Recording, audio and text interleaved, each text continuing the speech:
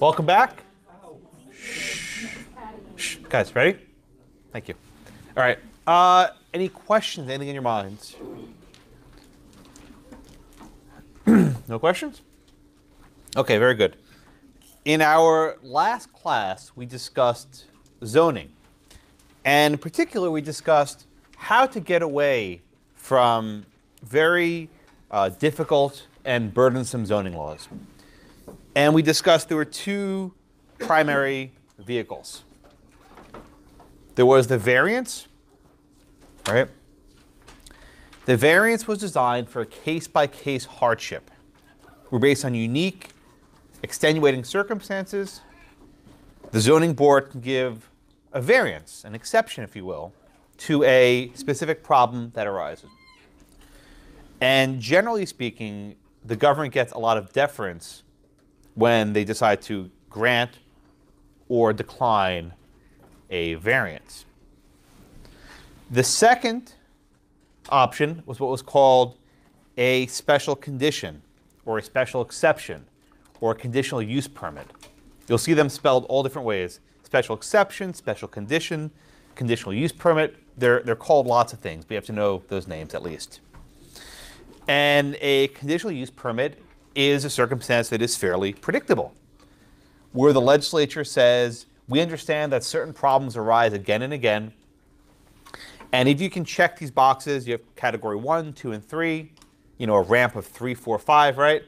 You get your special exception. The important aspect of the special exceptions is it doesn't give the legislature, it doesn't give the zoning board discretion. It's mechanical. If you fit these 3 conditions, you get your permit. Often a problem arises where they start having a lot of discretionary decisions with these use permits. That is not permissible. So in theory, at least, zoning boards have flexibility when they want it, and when they don't want it, they can be fairly rigid, strict. And the cases today, I think you'll agree, are cases where they're being extremely rigid in that they're denying building permits for reasons that we'll discuss are somewhat perhaps unpersuasive. Okay. What was that? Is that crying or a puppy or something? Huh? It almost sounded like somebody trying to make ghosts. A ghost sound. Okay, very good. Ooh, right, yeah. All right. So any questions about last class? Right? Let's start off a poll question for today. And, okay. So here's our poll question. It's true or false. And it says, under the police power, a city can regulate the appearance of a property.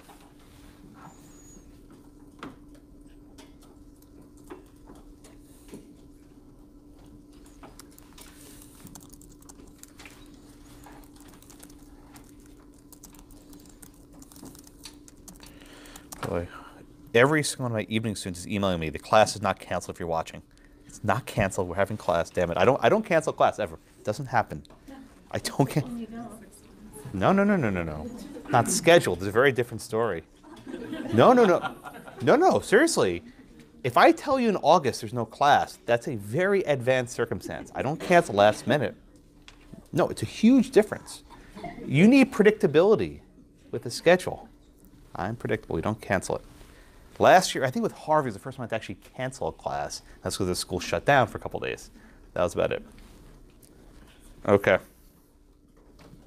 And by the way, it's very obnoxious to ask a professor to cancel class, because if they're going to, they'll do it without your pestering about it. I don't like it. Not one bit. Not one email from you guys. I guess you're already here. You don't care. You're going home after this. The night students are objecting. Or maybe you're sticking around. I don't know. Okay. All right. Who's up next? Reed? What do you think, Reed? Okay. Why say true? Based on the first case, they discussed the police power and preserving property values and maintaining Wait. What does the question say? under the police power, a city can regulate the appearance of a property. And you just said something else. What did you just say? What can they regulate? You said it. You said something very specific. What did you say? What did you say about the first case, Reed? That they talk about conformity and preserving property values. Stop. Is property value the same thing as appearance? No, but appearance can affect property. Oh. Everyone see what's going on here, right? Ryan, what do you think? I agree with that. Okay. I think both kind of they do it's a roundabout way to keep, I guess, a community or a business district, whatever, in conformity with a certain standard or appearance. What do you mean roundabout? I think that they use the excuse of preserving property value to regulate the way that the properties look. So then are they actually passing regulations strictly about appearance then?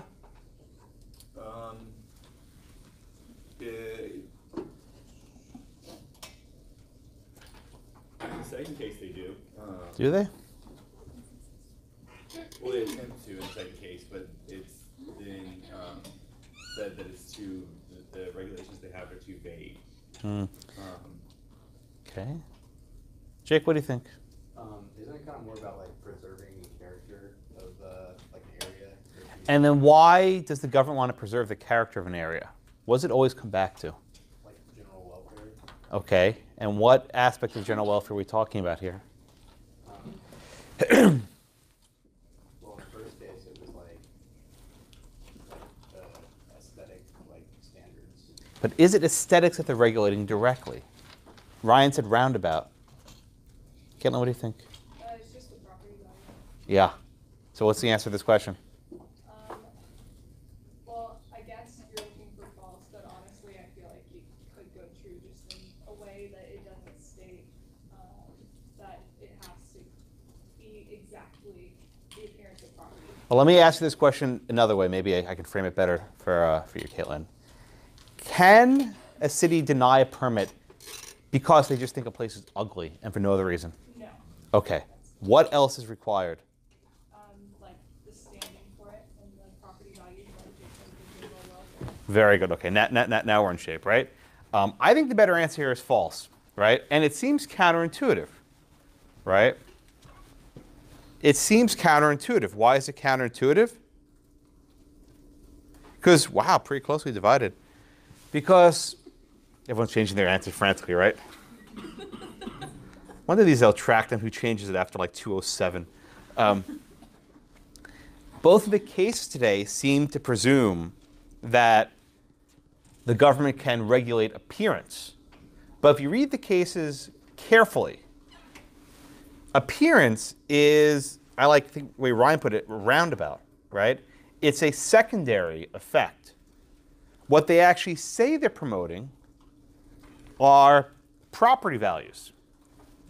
That is, if some property is ugly and doesn't fit in with the character of a neighborhood and it's out of place, it will perhaps diminish not just the value of that home, but the value of surrounding homes. And when we talk about the police power, we talk about 4 major heads or categories, right? The health, the safety, the welfare, and perhaps the morals of the people. I don't know about morals anymore. Justice Kennedy doesn't like that part, but at least the health, safety, and welfare of the people. So is zoning about health and safety? Well, it might be, right? If you're excluding, industrial uses from residential community. Don't want pollution. Maybe you don't want to keep a lot of cars away from where children play. Okay, I can see that fitting health and safety. But what about welfare, right? The term welfare, we see in the Constitution, the general welfare, doesn't really have a consistent meaning. It can mean lots of things. But the courts have generally said that welfare includes the power of the state to maintain property values. To maintain property values. Okay? And if the state can maintain property values, that gives them a significant implied power. The power to decide what will maintain property values. Now, none of us are oracles, right? We can't tell the future. We can't say that if we build a house that looks this way, property values go up. If we build a house that goes that way, property values go down. But the state has the discretion to perhaps make a judgment, right or wrong, about how certain aesthetic decisions will or will not impact property values. Now, let me let you in on a secret.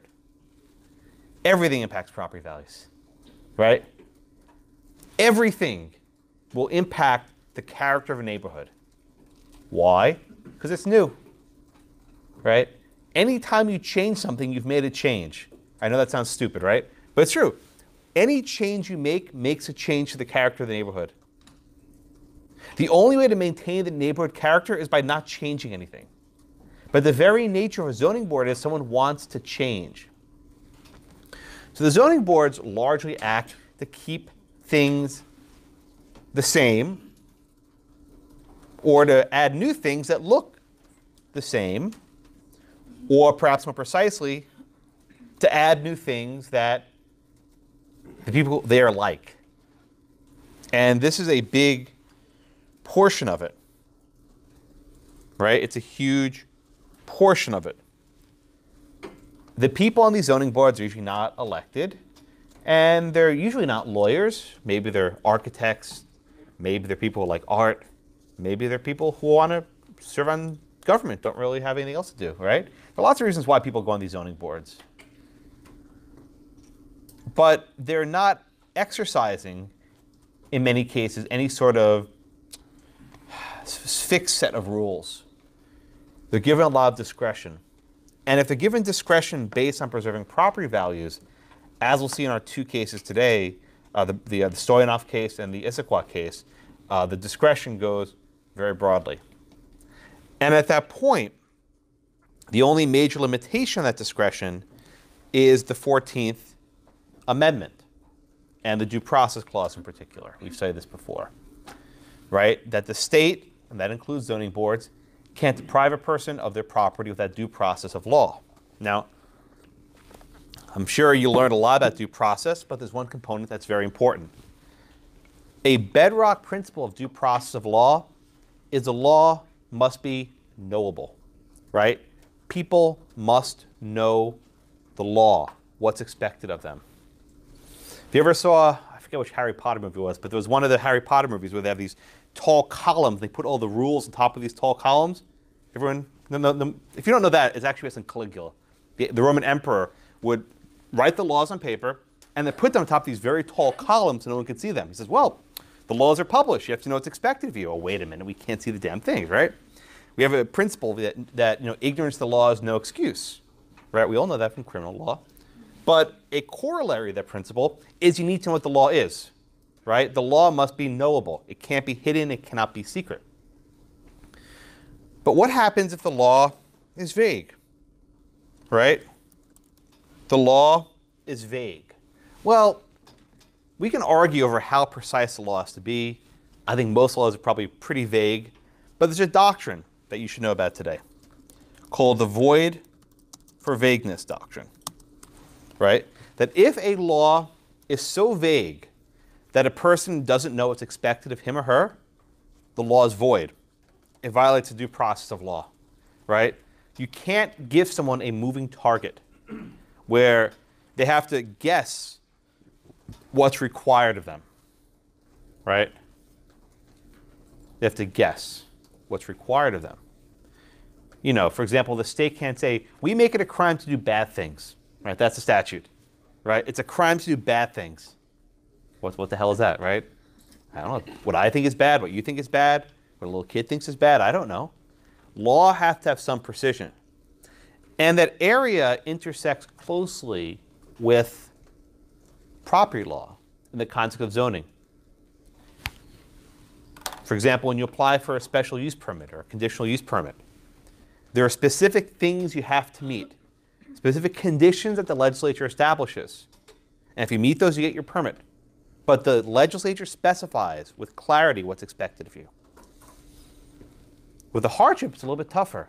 You have to prove with a variance, it's tougher. You have to prove a hardship. Who knows what that is, right? But today's cases takes it to another level, right? When we talk about aesthetics, because what I think is aesthetically pleasing is maybe different than what you think is aesthetically pleasing. And now I have to try and read your mind to guess how my house is supposed to look to get whatever permit I need to construct. All right, so that's the basic framework and the void for vagueness doctrine. Are there any questions on that?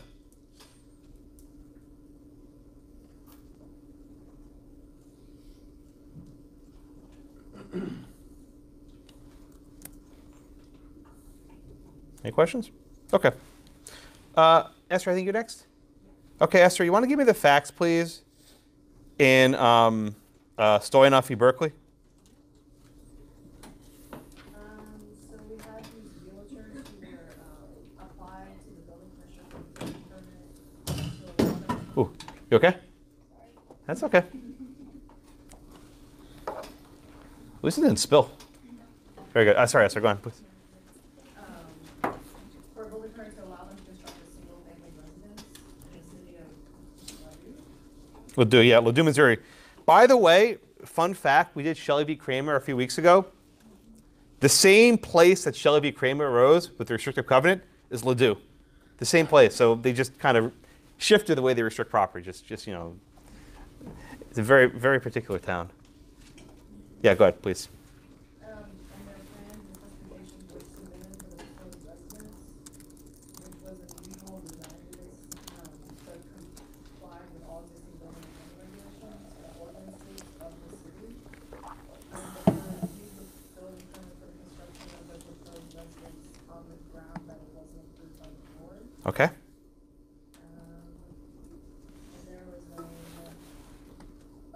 specific ordinance on the board was like following the specifications for the building. And they said that the proposed building it conformed to certain minimum architectural standards and appearance conforming, and that unsightly vertex and sewer constructions. And they said that the petition, that the ordinance was, oh no, never mind. That the realtors were saying that the ordinances are invalid legally void. Okay, very good. All right, so this is it's an unusual case. So just first off, the name of the case is a little bit odd. State XREL Stoyanov versus Berkeley. Does anyone know what this XREL business is? Anyone ever see this in any of your other courses? You'll come across this in practice, I promise you. XREL? Okay. It stands for X-relator. What does that mean? Very often, the government lets people bring a lawsuit on behalf of the government, right? So for example, you'll often see what's called the False Claims Act, where if you know that a government contractor is ripping off the government will let you, the private citizen, sue the government contractor. And if you win and you recover, you get damages, right? You actually make money off suing the private contractor. So you'll often see these False Claims Acts where private citizens are suing government contractors for fraud or abuse. This, I think, is a similar situation, right? Again, the title of the case is State XREL Stoyanov, right? Who is Stoyanov? A neighbor, right? It's the neighbor, a private party, bringing the lawsuit on behalf of the government, right? And who's he suing? the guy who wants to build the UFO house, and I don't know how to describe it, but it kind of looks like a UFO. It's like, very, very angular. People often raise their hand and say there's a house in Buffalo Speedway, the Darth Vader house, if you know where it is, near like Rice Village area. I don't know. It kind of looks like it, but it kind of looks nice to me. I don't know. It's very angular. Walk into the walls, bang your head a lot. I don't know. But you have a neighbor basically bringing this sort of lawsuit. And what's our standard? Under the local ordinance, any construction must be or cannot be unsightly, grotesque, and unsuitable. Unsightly, grotesque, and unsuitable. And then the city describes it as a monstrosity of grotesque design. Oh, these people have their thesaurus out, right? A monstrosity, my goodness, okay? And they say the house would have an adverse effect on the market value of other houses in the area. Okay? So Hadia, if you were a person building a home, right? How are you supposed to know in advance what would be unsightly, what would be grotesque or unsuitable? How are you supposed to know this? Okay? So look to what other people built in the neighborhood, right? Does that mean you can never build something new and creative? No. Yeah. If you want to be really smart, right, and you want to get your permit approved, what would you actually do then? You would look at the ordinance itself. Would that tell you much? This one, no. Yeah. But say in this town, right, you want to get your building approved. What would you do? Go to the board. And what would you say? Here's my plan. Okay. And try to get it approved. Now, to make a plan, right, you have to hire an architect and stuff. That's expensive, right? So what would you do to be sure to get your plan approved? Give them the specifications. I'm sorry, what? Have someone who's on the board or architect that works with them design? Yeah. Miranda's right. You basically find an architect who knows the people on the board and who's built in this community before, and you hire that guy. Right? So the upshot of this sort of regime is that it privileges the types of architects and builders who have done work in that neighborhood before, right? But this guy didn't, right? He went and hired an architect to build this fancy house, and they turned him down. And then he argued on appeal that the ordinance was illegal and void, and it provided no standard to guide an architect. He also argued that the city exceeded its statutory power because the city can't establish purely aesthetic guidelines. Right? So here's the key point. This was the poll question I asked earlier. If this was a case where the legislature was delegating authority to make decisions based solely on aesthetics, I don't think it would work. But the city is able to save its actions by grounding it in the concept of the general welfare. So Harrison, what happens here? What does the court do here?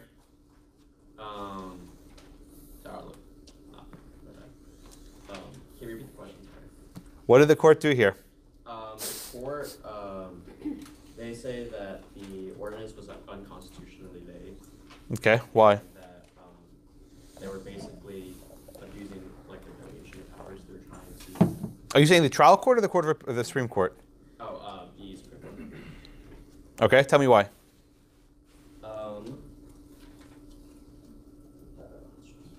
Because it's an unreasonable and arbitrary exercise of police power. And Are you giving me the trial court or the Supreme Court? I think I'm giving you the. Yeah. Okay, so what did the trial court say? The trial court said that they issued a preemptory writ of mandamus to compel the appellant to issue a residential building permit to respondents. And they were saying that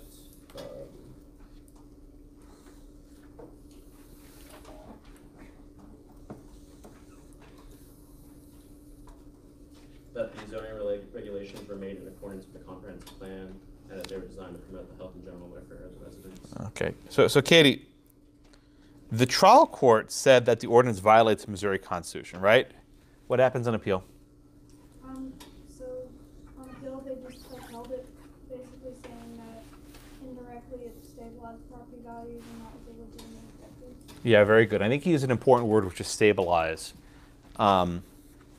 You'll see in property that a huge aspect of the police power is to stabilize and keep property values high, or to increase property values, right? No one wants to decrease property values. Who'd ever want that, right? Who wants to make the neighborhood less nice? So it's always the argument that we want to either A, keep the high property values where they are, or B, increase low prices to high prices. Why? When property values are higher, there's a higher tax base. Perhaps there's more jobs, there's more economic development. So we'll see in case after case this semester, the government say we need to do X to increase property values. Here it's something as, mundane as telling him he can't have his little UFO house, right? But later in the semester, we'll do a case called Kilo, which involves eminent domain. And the Supreme Court actually holds that it's a public use, right? It's a public use under the Constitution to take private property for the purpose of then selling it to developers who can build office plazas or hotels. Why? Because the hotel will generate more money for the community than would a private home. So you see very early on that when you have this idea that we can regulate property to increase the tax base, there's very little of a limiting principle that can happen. So the court says here, though, that we're not letting you do this solely because of the aesthetics. It's for the maintaining of the property values. Alec, the court also discusses the fact that the city of Ladue has a comprehensive plan of zoning to maintain its character. What's that about? Why is that important? We'll come back to this comprehensive plan. Having to do with the fashionable area that it is. Mm-hmm. Well, why is it important that the city has a comprehensive plan? Why does that make this case less bad? Well, Alec, let me ask you the question differently. What would happen if they were denying this permit without a comprehensive plan? What would that reflect? Ah, that's a good word, arbitrarily, right? The fact that they have a plan means they're trying to make the entire community appear in a consistent fashion, right? That means it's not arbitrary, as a key word, right? That they're not just going after this one guy because they don't like him, that this is part of a broader plan. Pay attention when we do these cases in the next couple of weeks, discussion of these comprehensive plans, right? In the eminent domain context, if there's a comprehensive plan, it's not arbitrary, it's deemed to be less bad, in this case, less constitutional.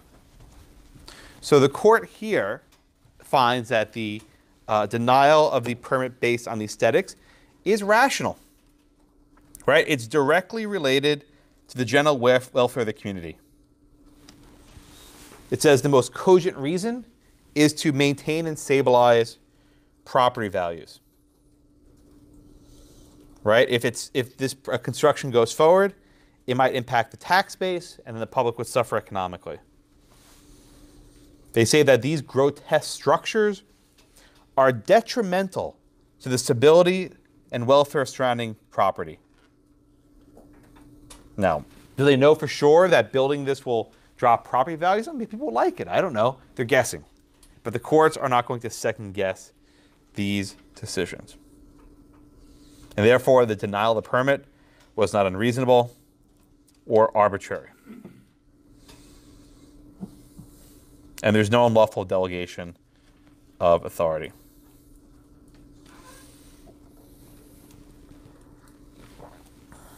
All right, so any questions on the first case, on the Ladue case, so enough?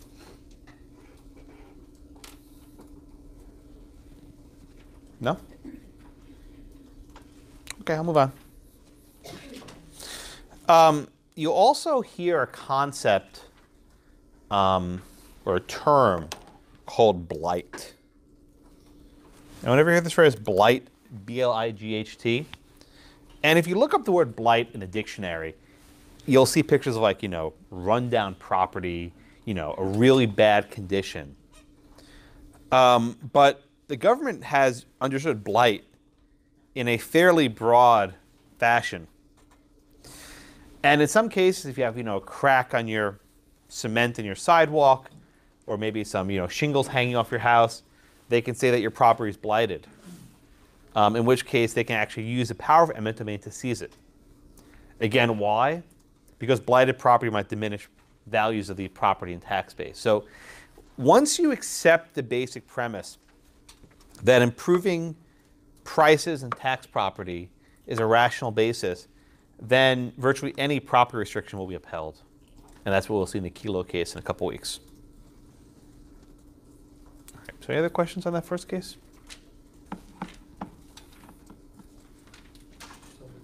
Yeah, Anthony? So if it's blighted, it diminishes property value. And therefore they can take it. Yeah, at least here they're telling him he can't build. But in other cases, the government can actually take your property because of the blight. They'll pay you for it, something. Maybe not what you want, but they'll pay you for it. Okay, Lance, you want to give me the facts, please, in the second case, Anderson versus City of Issaquah? So Bruce Anderson and his company were trying to build or get a land use certification so they could build their building. And so they were submitting their plans to the municipality of the city. They submitted their proposed plans, and the city board, that was similar to the first case, I guess, basically told them that the building doesn't conform with the feel of the street in the city, and that he needed to make some changes, and they just gave him like very vague suggestions on how to make it conform, and he ended up coming back and forth to them. Yeah, I'll walk through the back and forth, right? So just take me through the first time, right? What was like the first round of edits that they wanted?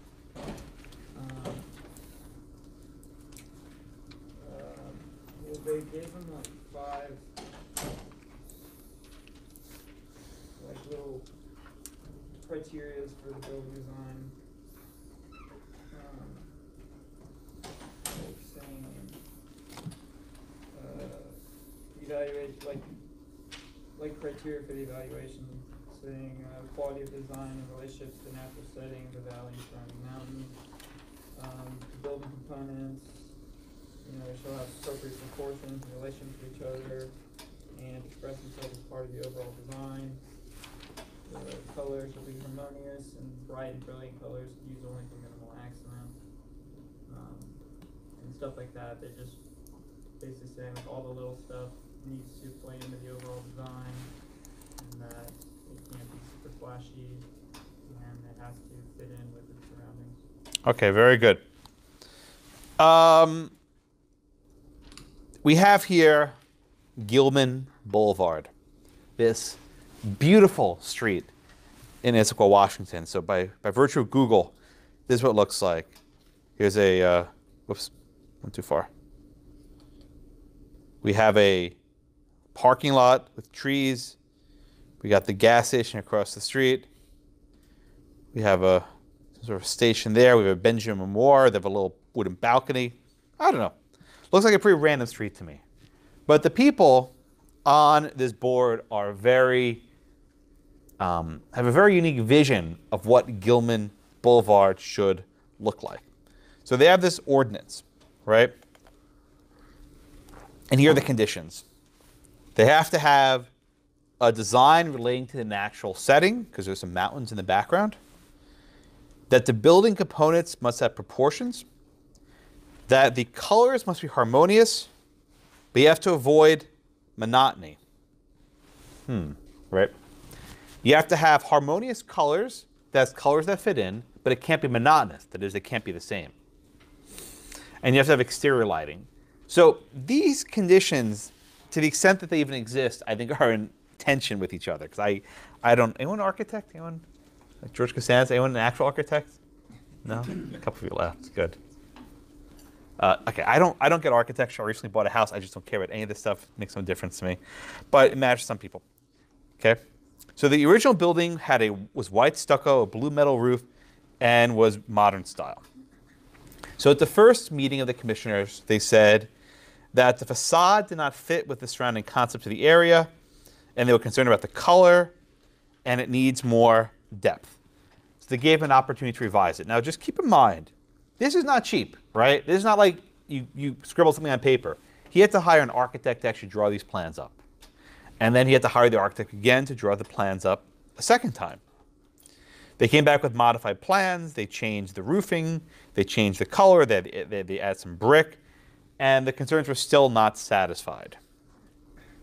And they told him, it's your responsibility to make these changes based on what we want. And they suggested that he drive up and down the street to see what's been done elsewhere. Comes back another time.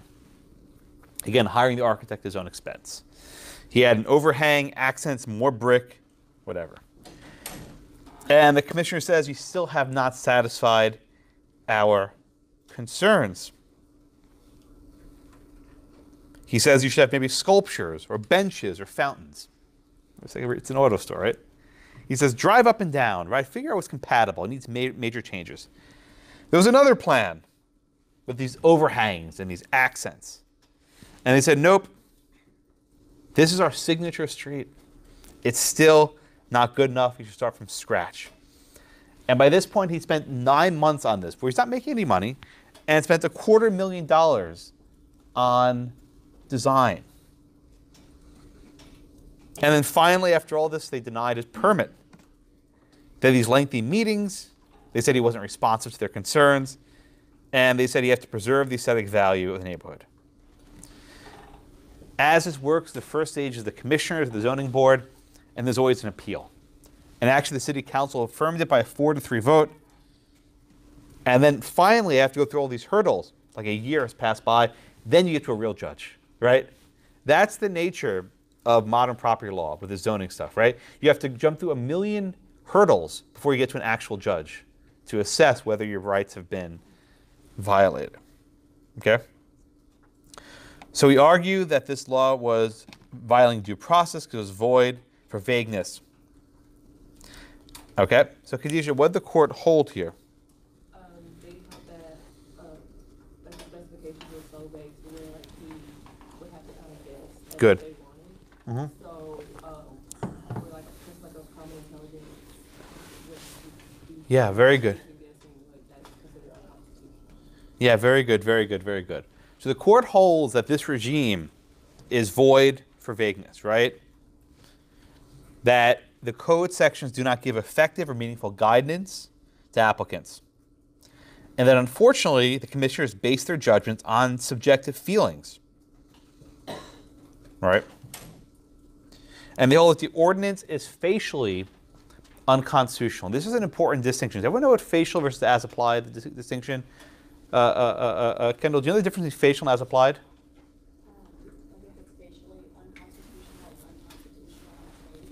What? Yeah, very good. What does that mean on its face? Just give me another couple words. Is there any circumstance in which a statute could be constitutional?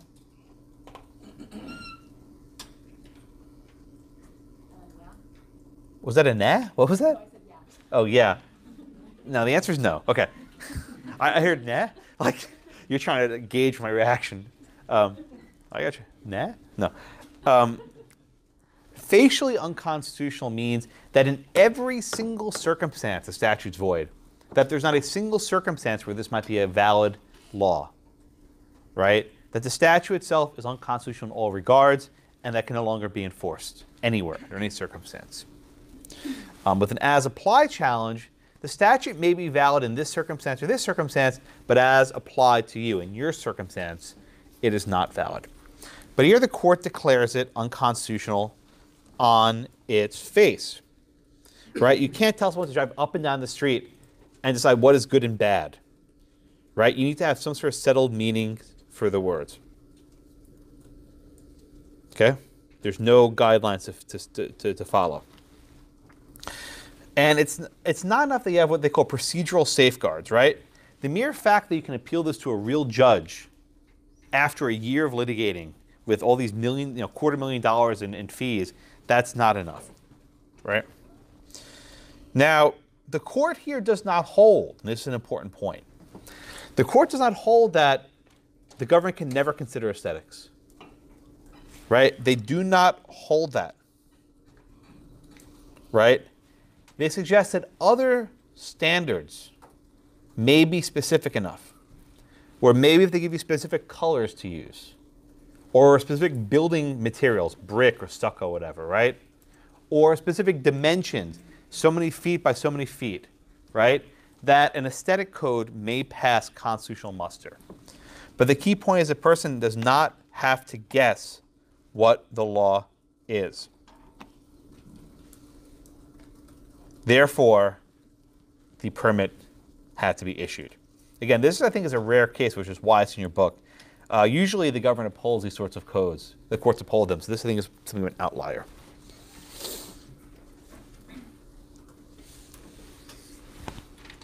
All right, so any questions on this? By the way, do you know architects actually love these sorts of laws, right? And who won like a bandit here? The architect. He got paid 4 times to do one job. He paid out like a bandit. So as a general matter, architects actually like these rules because it makes them have more work. And generally in a community, if you know there's one architect who gets his plans approved, you keep going back to him. Okay. So questions on that? Yeah, Mike. Does that kind of just empower the good old boy club? Yes, cronyism. Absolutely. If you look at my notes, it's cronyism. It's right there in my tablet. Yeah. Yeah.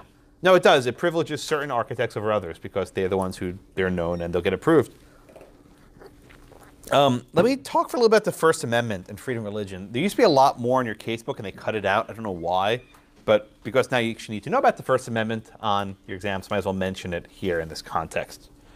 Under the First Amendment, certain types of activities are protected.